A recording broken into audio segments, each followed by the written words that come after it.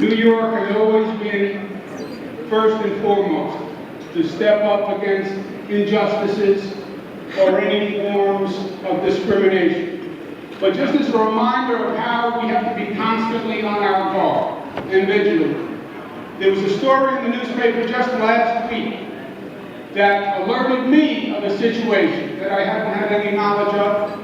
It was in the New York Times, and it was a story on a school district called the Pine Bush School District in the state of New York. Pine Bush School District is a public elementary school 90 miles outside of New York City.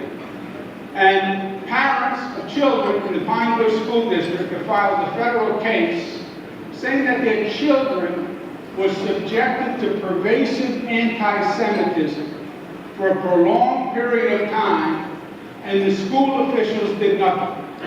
Now, this is not Alabama, this is not Georgia, this is not some state down south. This is the great state of New York we're talking about. And a public elementary school system where children in the school, Jewish children, were pelted with coins and were made fun of, where they were harassed with talk of the Holocaust, a school where they drew swastikas all over the school, on the bus, on kids' books, where a swastika was drawn on the face of President Barack Obama on a school poster in a classroom, and the teachers were told that it was still left there for a month. And the parents complained to the hierarchy in the school, and the superintendent said, and I quote, to one of the parents, "Well, an expectation of changing inbred prejudice may be a bit unrealistic." That was the superintendent's response. Let me read that once more. The expectation of changing inbred prejudice may be a bit unrealistic. And what I say to that is this, as governor of the state of New York. No, it's not unrealistic.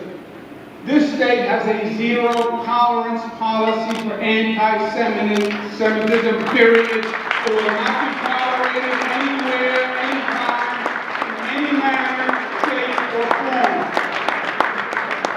And it is up to each and every one of us to remain vigilant, to fight for these principles, because literally, right here in the great state of New York, we still have our work to do. In closing, my friend, these principles, FDR's principle of compassion, Sylvia Bashov's principle of activism, Ohel's principle of service, they require an affirmative obligation of us. They also speak to some of the most essential teachings in Judaism. The concept of tzedakah, justice, but more than justice, social justice, justice in the social interrelations and how we treat one another. The teaching of tikkun olam, reach out, heal the divine.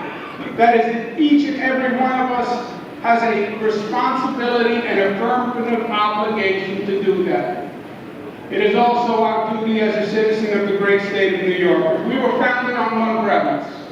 It's that we accept all, we judge none, and we discriminate against none.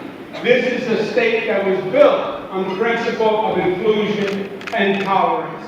That was the whole founding premise, that we will invite people from all across the globe to our great state of New York, and we will forge one community from those people.